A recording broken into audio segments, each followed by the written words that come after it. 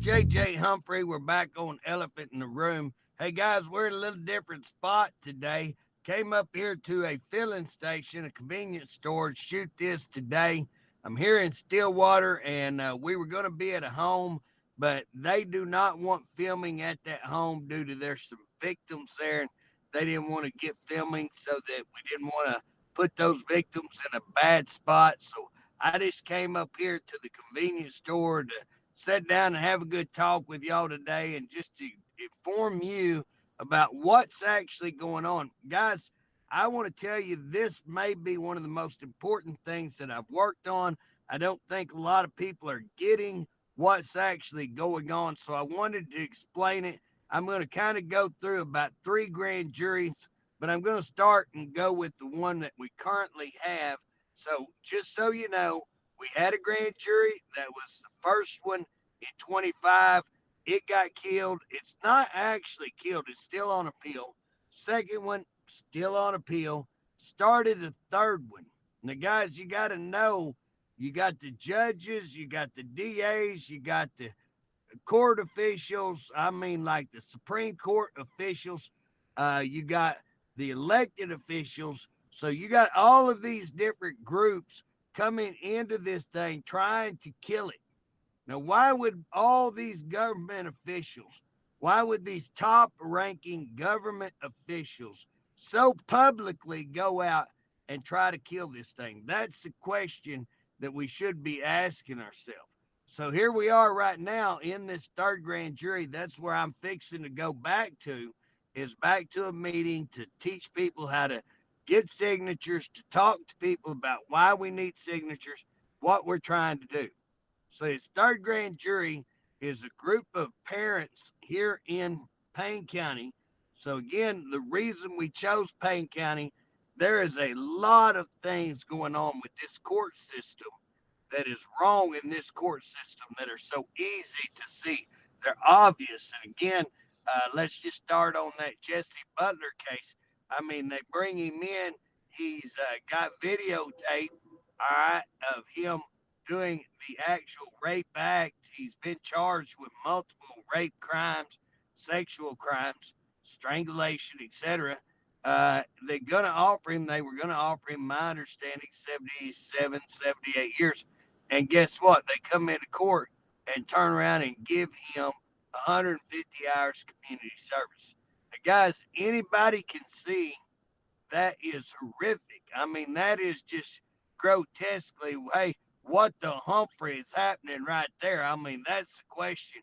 But guys, it's not just the Jesse Butler. We were filing a grand jury before Jesse Butler. We knew about the Jesse Butler case.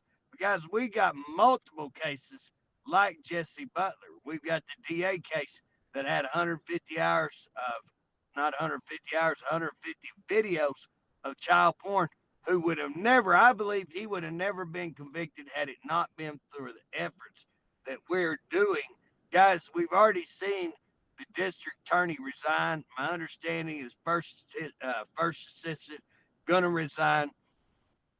This assistant DA that had the videos of child porn was not going to be convicted, in my opinion. He's doing 15 years right now. Got convicted about 3 to 4 weeks ago. We had a judge that I think was going to run. Some people say, oh, it wasn't because of what y'all did. I don't know. I think it had a whole lot of influence what we're doing. But he chose not to run. And then we had another judge resign. And guys, we haven't even had a grand jury yet. We hadn't even had a grand jury, and all of that's going on. Scooby-Doo, he'd say that's a clue. Scooby-Doo would probably say rut-row for them because there seems to be a lot of problems. So here's the deal. Third grand jury, we decided not to put the parents of Payne County wanted to go alone because the other grand juries were turning in to me and about another guy, a guy named Daryl. So the whole focus became me and Daryl. And so they wanted to have a grand jury without us on it. Now we're still helping them. And again, we're visiting with them and all that. We're still cooperating. But we wanted to take the focus off of me, the focus off of Daryl, put the focus on where it needs to be, and that is the children, and that is the truth, okay? We need to be after the truth. That's what this thing ought to be about. Shouldn't be about accusing anybody, shouldn't be about anything. A grand jury is to get to the truth. That's what it should be about. And again, why are these people, why are these elected officials, why are these Supreme Court judges, why are these other judges and DAs, attorneys, all the ones that are trying to have this killed? What is behind that? And so what happened when we filed in, now guys, you got to listen to this. You cannot believe this. When we filed into the third grand jury,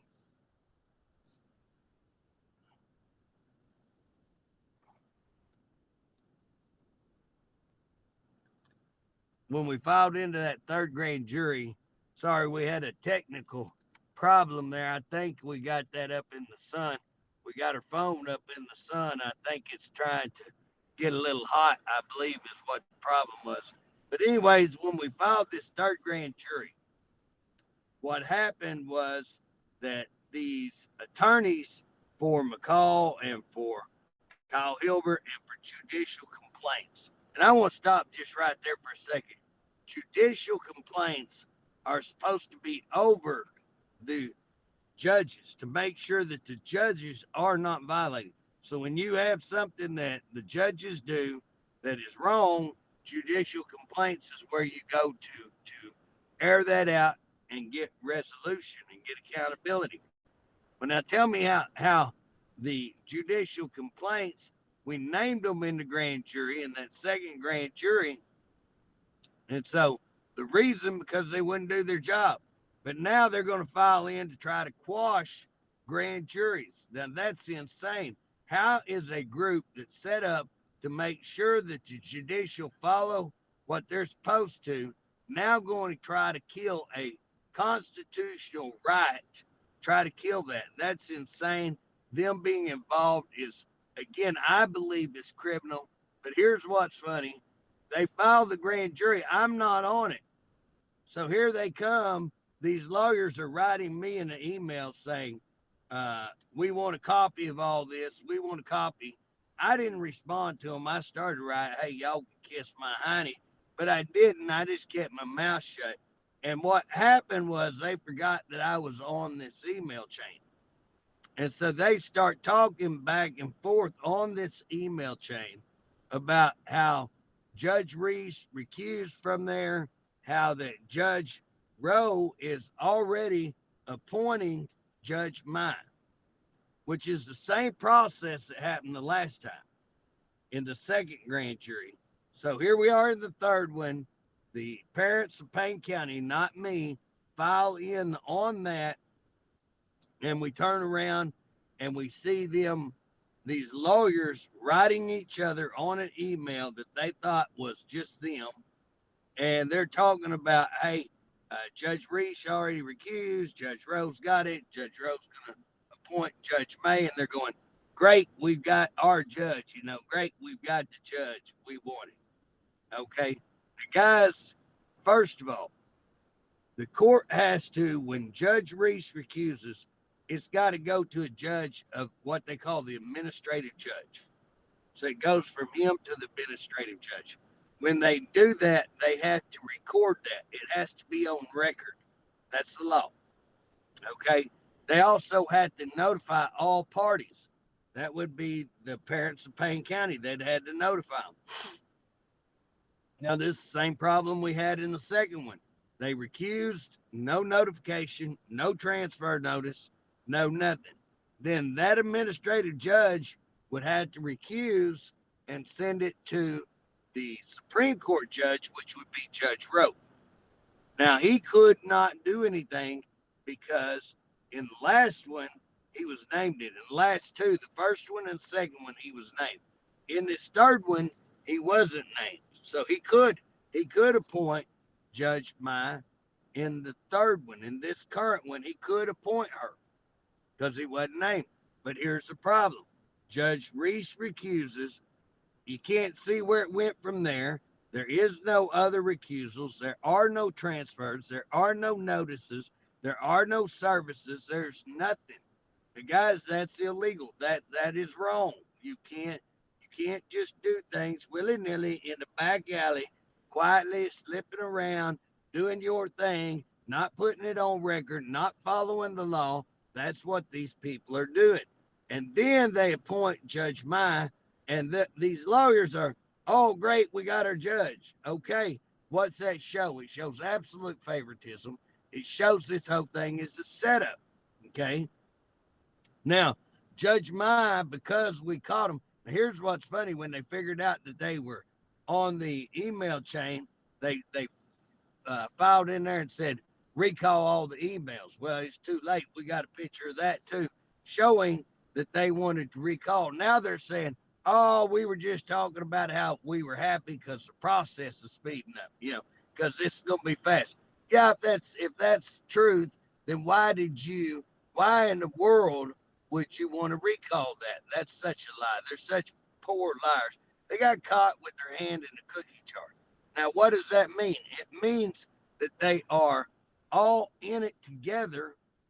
Now, again, I'd have to go back and look. I'm going to go back and look and see if any of this was posted beforehand because, again, they're writing at 8:23, I think. We'd have to go back and look at the emails. 8:23 at night, 8:23 p.m. This is when they're writing, okay? They're saying that the grand jury petition has not even been filed on OSCN yet. So it's not where anybody can see it. They know it's been filed, but they can't see it. If they can't see that, then how are they seeing Judge Reese recuse? How are they seeing Canavan recuse? How are they seeing Roe recuse? How are they seeing Judge Mai appointed? Guess what? It's unlikely they saw all that. It's way more likely they're having some ex parte communications. That means the judges and these attorneys are all in cahoots together, talking in the back alley, making sure this thing goes away. Now, if you want to look at number 2, the second grand jury that filed, it went through the same process. Judge Mai got appointed by Judge Roe. Now, here's what's funny. In that one, they were all named in the grand jury. How did Judge Roe even appoint her? Because he was named, and the law says they got to give that to the governor so that the governor can find an unbiased judge and make sure that a rightful, righteous judge is appointed. Now, guys, it is unreal what is going on here, and I'm going to get to explaining what does this mean. What does all this mean? This may be the biggest scandal in Oklahoma history. This is going to be one of the biggest scandals. I promise you, if we can find anybody willing to prosecute, fixing to be if we get this grand jury, I think it will come out to be a huge, huge scandal. Okay? So here's what happens. They appoint another judge. Because of all the shenanigans and catching them red-handed on the emails, Judge Mai has to recuse. If she did what's right, she would have recused from the second one too, because she's caught red-handed, okay? And again, she wasn't doing anything. They were doing, showing that she's picked for favoritism. She's supposed to look at even the mere appearance. She should be looking at the fact that Justice Roe couldn't appoint her legally because he was conflicted. Couldn't do that. That here's these emails. Here she's caught in the middle of all this. She's supposed to look at the appearance, just a mere appearance of impropriety. She's supposed to get out.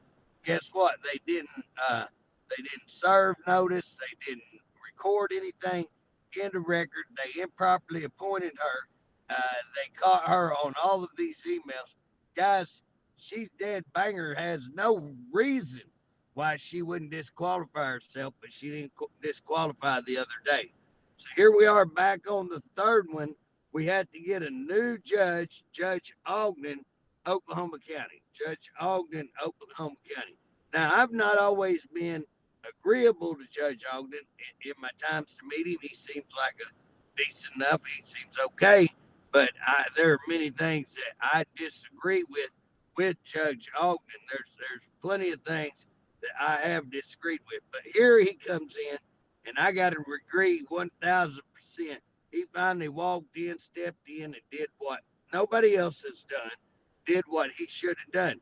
And that is, we have argued for 3 grand juries that there is no mechanism to file into a grand jury. Now, what does that mean? There is no mechanism to file into a grand jury. I'll tell you what it means. It means that all of these motions that Charles McCall, Kyle Hilburn, Judicial Complaints have filed into these cases saying motion to quash. Now, what a motion to quash means, it means to kill the grand jury. They're trying to kill that grand jury. Okay. Now, that's called obstruction. If you have one of the defendants, people who are named in the grand jury, trying to kill the grand jury, it's obstruction. They're trying to stop the First Amendment. Guys, your grand jury process is in the First Amendment. If you looked at that First Amendment, everybody knows about religion, the freedom of religion, freedom of speech, these kind of rights. But guess what? In that First Amendment, you have the freedom, the right to petition. You have the right to petition, the right to associate, the right to assemble, and the right to redress grievances. Okay? Now, those are your rights under that First Amendment. Guys, I think the Founding Fathers would have put some of the biggest things right there in the First Amendment. That's what I believe.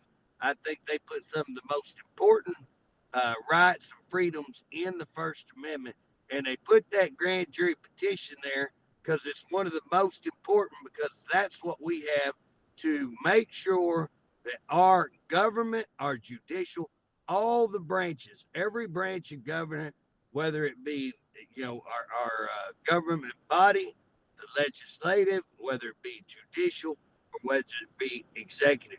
So the executive, the legislative, and the judicial are held accountable by the people through a grand jury. If you looked at the Oklahoma Constitution, it says there is nothing that is going to override, be more important. The authority of everything is going to be this grand jury. Everything is under it, okay? So again, why are these judges going out of their way to make sure that they violate our First Amendment right, to make sure they violate Oklahoma Constitution? This judge come in and said, there is no mechanism. Meaning, okay, here's what's funny. Charles McCall, his attorney, Kyle Hilburn, Judicial Complaints, all said that if we didn't mention them and we didn't mention the judge, if we didn't put the judges and them on the grand jury, they wouldn't oppose the grand jury. Now, ain't that how audacious, how damn egotistical? I mean, do you hear what I'm saying? We got some of our top government officials coming in and saying, well, we're okay with the grand jury as long as we're not on it. Long as you don't name us, we're fine. Well, I guess so. I guess if you were named on it, that might be great if you kind of had that pull. Guys, we ended up having to take all of them off. This third grand jury, we named Laura Thomas the DA because there's so much corruption in the DA's office. Now, what they're upset about, we listed them as witnesses. And just being a witness, they know opens the door. Because guess what? When they come in to testify, what are they going to be testifying to? Their own crimes.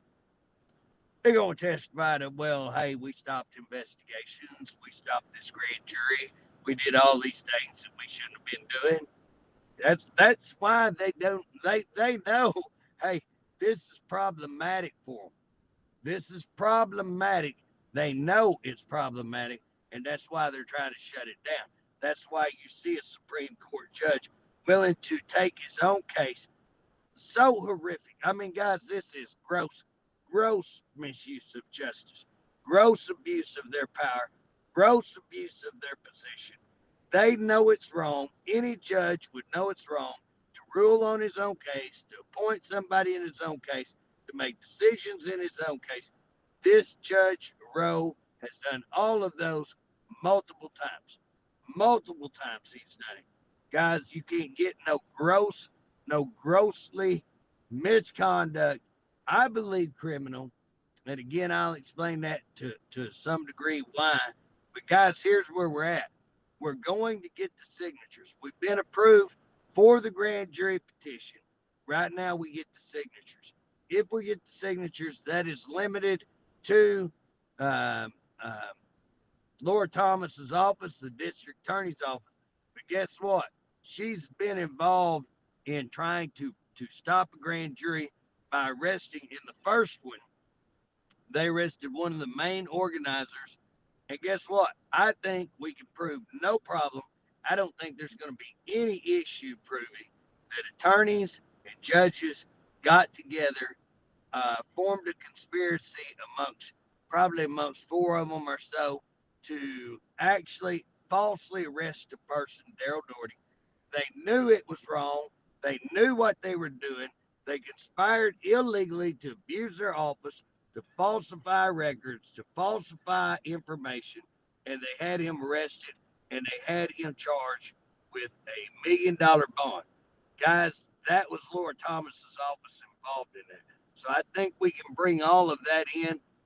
We got multiple judges. We got an attorney. Guys, also, Daryl's kid was put into a youth shelter. The law says they can't remove him out of that. There's a certain period of time. The law says that they had to have a hearing before they give him back to the accused abuser. Guess what? No hearing. They gave him back to the accused abuser without any type of care, without any type of hearing. They took him out of that shelter way before there was, the legal time had elapsed. They didn't give him any investigation. They did not give him any counseling. Guys, if you go back and look at the law, I think they violated the law. These are these judges, again, judges, DAs, attorneys involved in all of this. So when we open that can of worms, I think that spills out. I believe it will. Again, then you had to look at what was going on. Did they allow these motions to quash what was happening there? Why wasn't they having a hearing on this young man, whether he was abused? I think that opens all those cans of worms, and I think we can get those things in. I think also as we have these people testify why they would come in and try to stop this grand jury, this third grand jury, and I think we can on this third grand jury. Again, that's stuff that should be, they're going to try to argue, well, that ain't got anything to do. But yeah, it's got to do with the third grand jury. Why did you try to stop it? If you're not named and you're only a witness, why did you try to stop this grand jury? And so this is involving that particular case. Why are you obstructing? Why are you threatening witnesses and all of these kind of things? And so again, as we open this third grand jury, I think we're going to be able to see a lot of things unfold, unwind, and the truth start to come out. Guys, it's important. I just want to encourage you. You need to try to work to help Payne County, even if you don't live here. If you want to come and get a packet and go around, try to collect signatures, go to one of these places where they're sitting, collecting signatures, go get with somebody else, walk, do whatever, go around door to door to getting signatures. Guys, we need to get these signatures. We need to get this grand jury. It is vital, and if we do, I think we uncover the biggest scandal that has happened in Oklahoma history in quite some time. I think there's going to be multiple scandals. I think once we do open the door to this, we're going to see many, many things come to light, including the fraud. We had fraud, election fraud. We had the election board claim that they did an actual count of the signatures on the first one. And we know for a fact that they never met, they never reviewed, and they never certified signatures. That letter to the judge was a big fat lie that's called fraud. The judge knows it. Chief Justice Rowe knows it. Again, that's fraud on the court. These are things. Why would they allow fraud on the court? Why would they allow that grand jury to be killed, terminated, when they know that it was done with fraud and not done correctly? Why would they continue to do that? I don't know. Those are the questions. That is the question that we need to get down to. That is why we need this grand jury. Why is the DA doing these things? Why is the DA not prosecuting sex offenders. Why is the DA allowing these people to get out and perpetrate on the community again and again and again? What's going on? Is it merely favoritism? Is there some money behind it? Are they connected to some other bad element in the community? What is going on? I think we need to check all of that. I think all that could be a possibility. It may be a little bit of every bit of that. Why are these top ranking elected officials filing in and stopping? And I do want to point out that Gittner Drummond was named in this, and Gittner Drummond hadn't done one thing to try to stop the grand jury. I think he knows the law. I think he knows that would be against the law, and I think he's just set out of it. Because again, I mean, if you ain't done anything wrong, we're wanting to talk to him.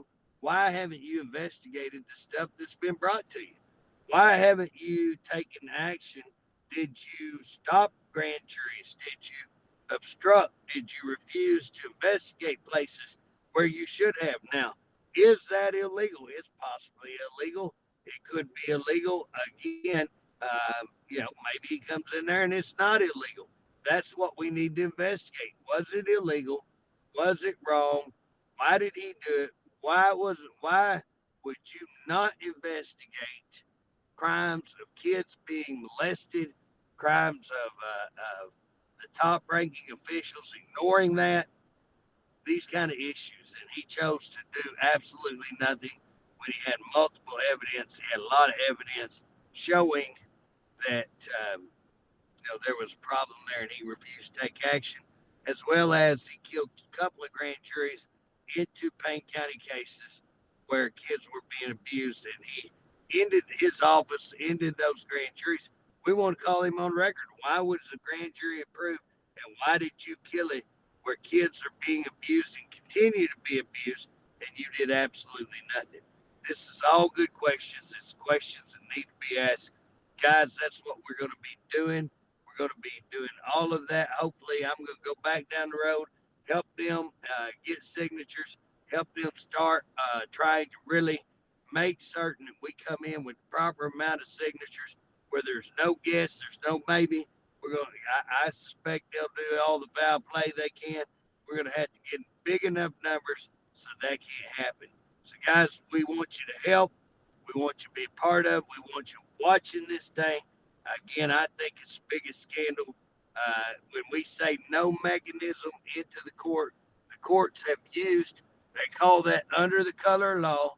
Court has used their office. They've used the court to allow these politicians, allow judicial complaints to file in to try to kill a grand jury. I think this is in cahoots. We see the lawyers talking. It looks like they're talking back and forth. We have where they have illegally. We've actually got a letter where we showed that they actually went in on the court record, changed the court record so it looked like we ran out of time. So they moved back when we filed something. It looked like moved back possibly 2 days. So they move it back so it looks like we were not inside the time frame to ask for an appeal. We were well within our time frame, except they moved the goalposts. Guys, that's illegal. We've got them on illegal. We got Chief Justice Rowe ruling in his own case. He actually ruled right on that, semi-right. He did lean to our side on that one because we caught him, but he comes back, well, I think this was a mistake, and I think they're not doing it intentionally, blah, blah, blah. Yeah, they did it intentionally. I mean, how do you think they didn't do it intentionally? I mean, they actually wrote to kill the appeal. Oh, we killed this appeal because it's 2 days late, when you moved the goalpost.